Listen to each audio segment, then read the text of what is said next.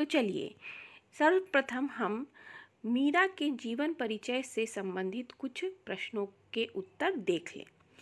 मीरा हिंदी के किस काल और किस धारा की कवित्री हैं? उत्तर होगा मध्यकालीन भक्ति साहित्य की सगुण कृष्ण धारा की। दूसरा प्रश्न, मीरा की कुछ प्रमुख रचनाओं के नाम लिखिए। नरसी का मायरा, गीत गोविंद। मीरा की रचनाएं मूलतः किस काव्य रूप में लिखी गई? गीति काव्य। मीरा की रचनाएं मूलतः किस भाषा में है? राजस्थानी मिश्रित ब्रज भाषा। मीरा की ब्रज भाषा में और किन भाषाओं का प्रभाव दिखाई देता है? खड़ी बोली, गुजराती, पंजाबी आदि। मीरा की रचनाओं में मूलतः कौन सा रस पाया जाता है? भक्ति रस। हरि आप हरो जनरी भीर, द्रौपदी री लाज राखी, आप बढ़ायो चीर। भगत कारण रूप नरहरि, धरियो आप शरीर, बुढ़तो गजराज राख्यो, काटी कुंजर पीर। दासी मीरा लाल गिरधर, हरो महरी भीर। मीरा अपनी पीड़ा हरने की प्रार्थना किससे कर रही है? हरि श्री कृष्ण से। मीरा अपनी रक्षा की प्रार्थना करते हुए हरि को किन भक्तों की याद दिला रही है? द्रौपदी, प्रहलाद और गजराज की। हरि ने प्रहलाद को किससे बचाया था? पिता हिरण्यकश्यप से। कृष्ण ने द्रौपदी की लाज किससे और कैसे बचाई थी? दुशासन से। चीरहरण के समय उसके चीर को बढ़ाकर। गजराज को श्री कृष्ण ने किससे मुक्त कराया था? ग्राह यानी कि मगरमच्छ से। चीर बढ़ाना से क्या तात्पर्य है? द्रौपदी की साड़ी की लंबाई असीमित कर देना। ईश्वर ने किस कारण से शरीर धारण किया था? भक्तों की रक्षा के लिए। अनुप्रास का एक उदाहरण पद्यांश में से चुनकर लिखिए। एक उदाहरण है काटी कुंजर और दूसरा क्या होगा? हरो मारी भीर। इसमें एक ही उदाहरण पूछा था तो काटी कुंजर हरो महरी भीर होगा। श्याम महने चाकर राखो जी, गिरधर लाल महने चाकर राखो जी। चाकर रहस्यूं बाग लगास्यूं, नित उठ दर्शन पास्यूं। बिंद्रावन कुंज गली में गोविंद लीला गास्यूं।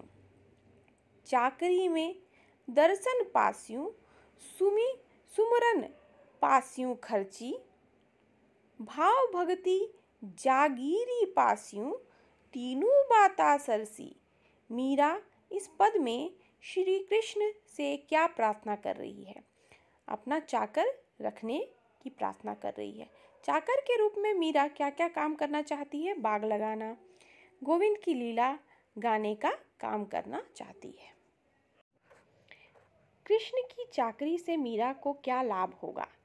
कृष्ण के दर्शन, नाम सुमिरन और भक्ति। सुमिरन प्राप्ति मीरा के लिए क्या है? जीवन में खर्च करने के लिए संपत्ति के समान। मीरा के लिए जागीर क्या है? कृष्ण के प्रति भक्ति भाव। मीरा के लिए कौन सी 3 बातें सरसी अर्थात आनंददायक है?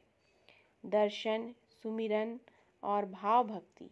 चाकर शब्द का प्रयोग किसके प्रतीक स्वरूप किया गया है? भक्त। संपूर्ण पद में कौन सा अलंकार है?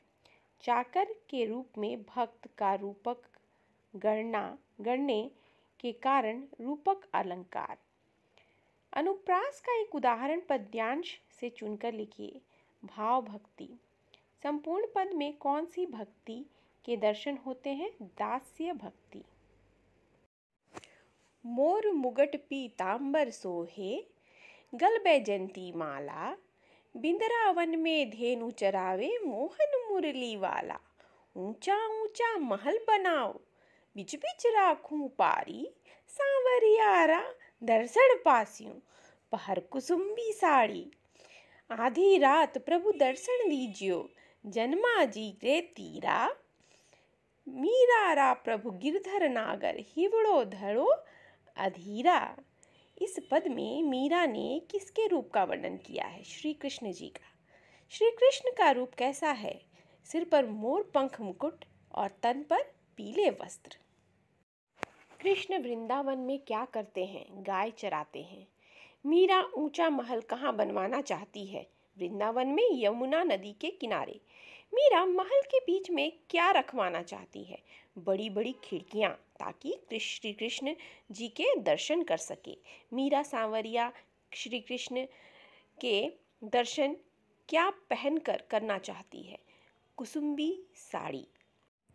मीरा कहाँ और कब श्री कृष्ण से दर्शन देने की प्रार्थना कर रही है? आधी रात को यमुना के किनारे। हिवड़ो घड़ो अधीरा से कवित्री का क्या तात्पर्य है? दर्शन के लिए व्याकुल भक्त हृदय। मीरा के इस पद में उनकी किस भक्ति के दर्शन होते हैं? प्रेमा भक्ति के। मोर मुकुट मोहन मुरली में कौन सा अलंकार है? अनुप्रास। ऊंचा ऊंचा तथा बीच बीच में प्रयुक्त अलंकार कौन सा है? पुनरुक्ति प्रकाश अलंकार।